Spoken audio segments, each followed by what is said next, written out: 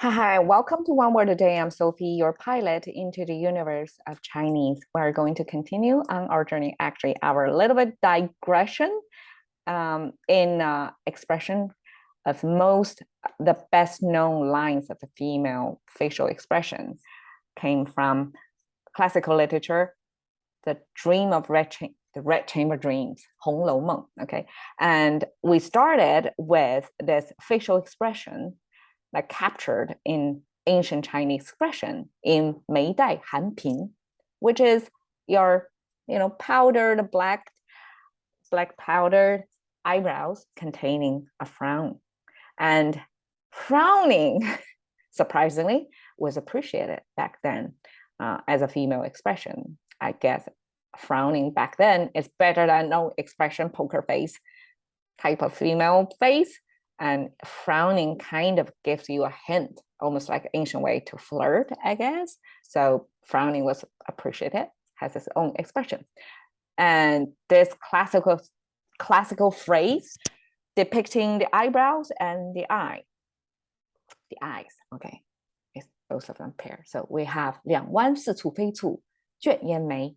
So the spiraling smoke kind of eyebrows are just two arcs, and you couldn't tell if they're frowning or not, that kind of eyebrows.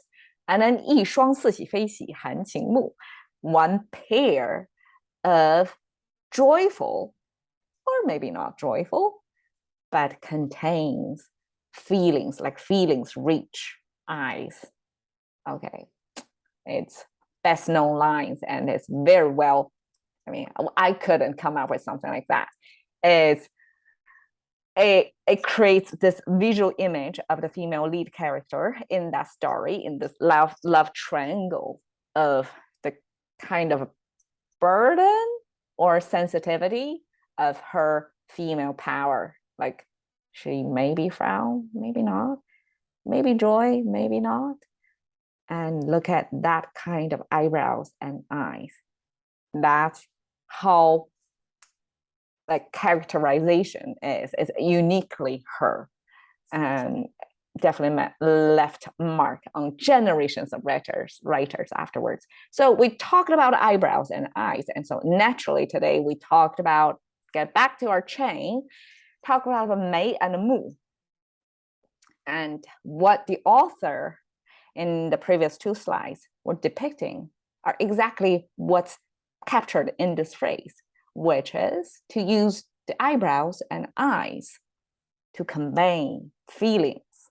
And this 眉目传情 is very easy to understand, even to non-English speakers, right? We have 眉, which comes from the eye with eyebrows indicated on top of the eye, right? So this is the eye original form. That still looks like an eye before it got abstracted into this blocks with two horizontal lines, but that's the eye shape in there. So we have eyebrows and eyes, and they are the major feelings conveyor. And we have 船, we have human figure on the left side, and the right side we have a 3-finger hand over there, and the top portion of that, some say, is the spinning tool, like back then in fabric making. So females back then are supposed to know the whole process of yarn making, fabric making, garment sewing. And so this is a step in the middle of making like a clothes, the whole family of yarn making. So it's a spinning of yarns. This is the ancient tool of that. So with female hand, I guess, mom of the house or sisters over there facilitating, they have to be really focused when they do that, because I assume I know a little bit about fabric making, that the tension of the yarns cannot be loose, cannot be tight, has to be right. It doesn't break, but it also goes smoothly. So have to be like a focus on the task on hand, so that you don't create a breakage over there. So the longer the yarn, the better, right? So there's no breaking points over there. So people use that whole yarn making, spinning with a hand on it, keep holding the thread going through as the expression to focus, to stay focused, and pair that with a person figure. That means this focus on some endeavor or craftsmanship are going to be passed down from person to person. So that's a human thing to do. You have some yarn making or fabric making or some type of craftsmanship, and then you want to pass generations down, right? So that's passing across generations between people, maybe, if you apprentice with not your family, but somebody else who does it so good, and you want to start as apprentice, you could do that too, right? So that's how knowledge of such craftsmanship are passed down between people. So that's our convey. So eventually it's not just craftsmanship, the knowledge of specific knowledge of making stuff is passing down, like a convey meanings as well, because message or understanding of things can pass between people too, right? So that eventually becomes even more commonly used, right? Compared with passing down of knowledge of craftsmanship, here passing down or spreading information or knowledge or understanding is much more common. And then we have this, convey, just easy, convenient English corresponding word. Qing, we talked about before. We have this heart symbol on the left side, a cavity, and with 3 tubes coming out of it. It's heart symbol. And then the right side is a sound maker.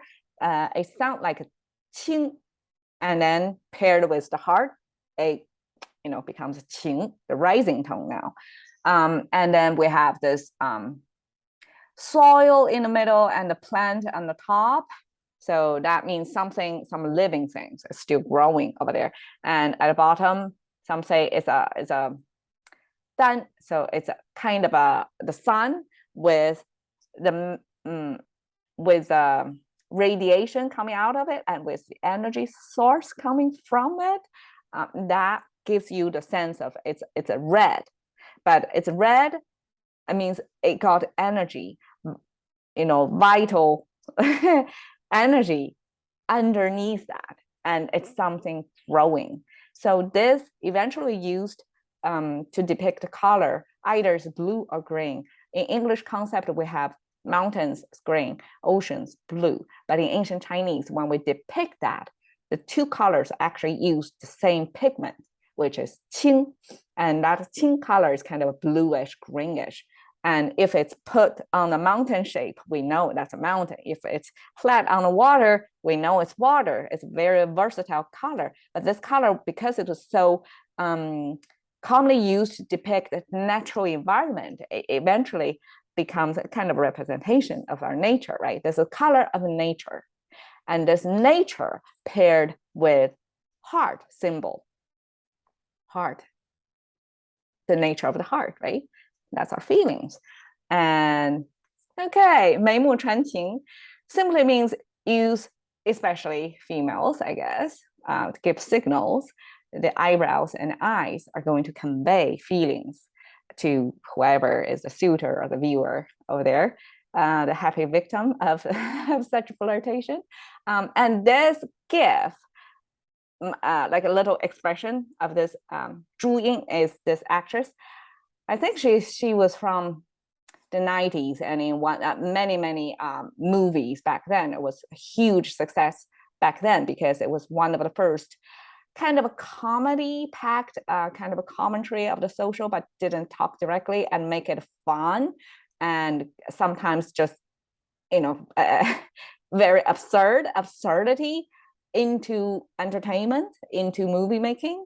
And she made this expression in one thing, and that was captured as a meme into pop Chinese culture. That becomes the symbol, the motion, the icon of flirting, female flirting, and give you a wink and me as a Chinese female, like I don't know how to wink or to 眉目传情 that much, because most of the time we're, we don't really, I smile a lot, but I don't know how to use my eyes and eyebrows to, flirt, to send signals to guys. So that's something that this actress did it so well on the big screen, and it captured the attention of generations of men, Chinese men. I mean, to feel okay, they are flirted, they are living under her glory.